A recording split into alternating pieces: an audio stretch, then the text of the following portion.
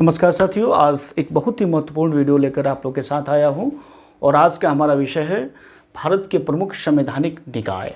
तो आप सभी लोग कापी कलम लेकर के तैयार हो जाएं क्योंकि ये बहुत ही इंपॉर्टेंट है और इसे आप लोग नोट भी करेंगे। तो आगे बढ़ने से पहले जो भी मित्र चैनल पर नए हैं कृपया करके चैनल को सब्सक्राइब कर लें, लाइक करें, शेयर करें और कमेंट्स करना न भूलें।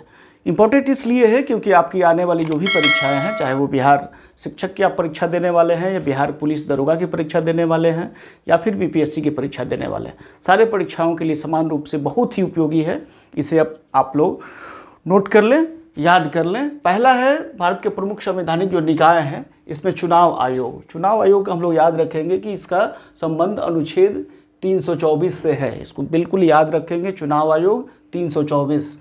और वर्तमान में चुनाव आयोग के जो अध्यक्ष हैं वो सुनील अरोड़ा है और ये 23वें नंबर पे हैं। इस तरह से पूछा जा सकता है कि भारत के 23वें चुनाव आयुक्त कौन है, मुख्य चुनाव आयुक्त, तो उसका उत्तर सुनील अरोड़ा होगा। या फिर चुनाव आयोग का भारत के संविधान में किस अनुच्छेद में वर्णन है, तो उसका उत्तर होगा 324। बहुत ही इंपॉर्टेंट। आगे बढ़ते हैं मित्र।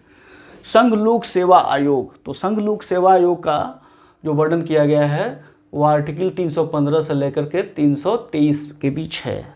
अनुच्छेद 315 से 323 है और वर्तमान में संघ लोक सेवा आयोग के अध्यक्ष हैं अरविंद सक्सेना। इसको याद रखेंगे।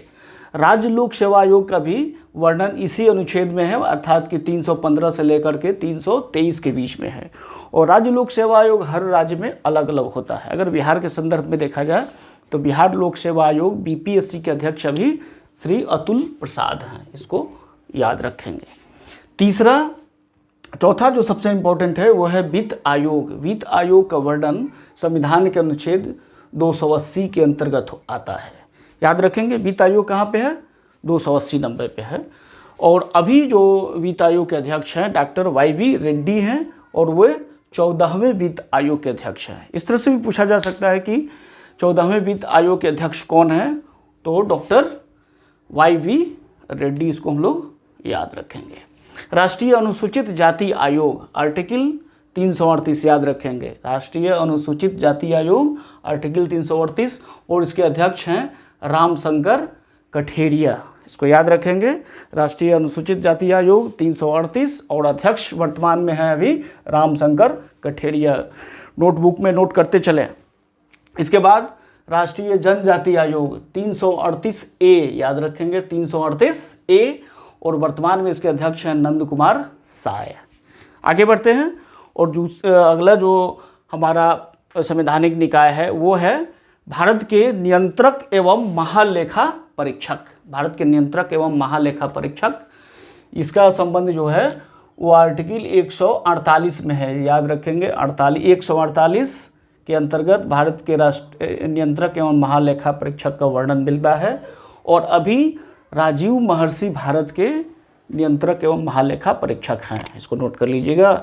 आगे बढ़ते हैं। भारत के महान्यायवादी, इस पर हम लोगों ने पिछली 2 वीडियो बना चुके हैं। तो भारत के महान्यायवादी का संबंध कहाँ से है, 76 से है, 76 आर्टिकल 76 अनुच्छेद 76। और वर्तमान में आपके महान्यायवादी कौन है भारत के वेणुगोपाल हैं। इसी तरह राज्य के महाधिवक्ता, तो राज्य के महाधिवक्ता का संबंध कहाँ से है, अनुच्छेद 165 से है। और यह हर राज्य में अलग अलग होते हैं। बिहार के संदर्भ में देखा जाए तो PK शाही अभी बिहार राज्य के महाधिवक्ता हैं। तो आगे हम लोग देखते हैं। ये तो हो गया संवैधानिक निकाय। और गैर संवैधानिक निकाय, कौन प्रमुख गैर संवैधानिक निकाय है जो कि आपकी परीक्षाओं में पूछा जाता है। तो आइए देखते हैं। तो आगे बढ़ते हैं मित्र और देखते हैं अब गैर संवैधानिक निकाय। गैर संवैधानिक निकाय में जो सबसे इम्पोर्टेंट है, हमारी परीक्षाओं में हमेशा पूछा जाता है, जैसे कि नीति आयोग। नीति आयोग हम सभी जानते हैं कि पहले इसका नाम योजना आयोग हुआ करता था और 1 जनवरी 2015 से नीति आयोग अस्तित्व में आया है। तो नीति आयोग एक गैर संवैधानिक निकाय है, संवैधानिक निकाय नहीं है। इसको याद रखेंगे, इसमें बच्चे कंफ्यूज कर जाते हैं। इसको नोट कर लेंगे बिल्कुल। तो नीति आयोग के अध्यक्ष अभी कौन है, नरेंद्र मोदी हैं। जो भी प्रधानमंत्री होगा इसके पदेन अध्यक्ष होता है। नीति आयोग के अध्यक्ष प्रधानमंत्री होते हैं, तो उस हिसाब से अभी नीति आयोग के अध्यक्ष कौन है, नरेंद्र मोदी हैं। राष्ट्रीय विकास परिषद ये भी एक गैर संवैधानिक निकाय है। इसके भी अध्यक्ष प्रधानमंत्री ही होते हैं, तो जो भी प्रधानमंत्री होगा वही इसका अध्यक्ष होगा। इस प्रकार अभी नरेंद्र मोदी जी इसके अध्यक्ष हुए। जो तीसरा हमारा गैर संवैधानिक निकाय है, जो कि बहुत बार परीक्षाओं में पूछा गया है, राष्ट्रीय मानवाधिकार आयोग। इसके अध्यक्ष अभी HL दत्तू हैं, जो कि पूर्व CJI हैं। इसके बाद राज्य मानवाधिकार आयोग, हर राज्य में अलग अलग होता है। बिहार के संदर्भ में अगर आपको याद रखना हो तो अभी हैं विनोद कुमार सिन्हा।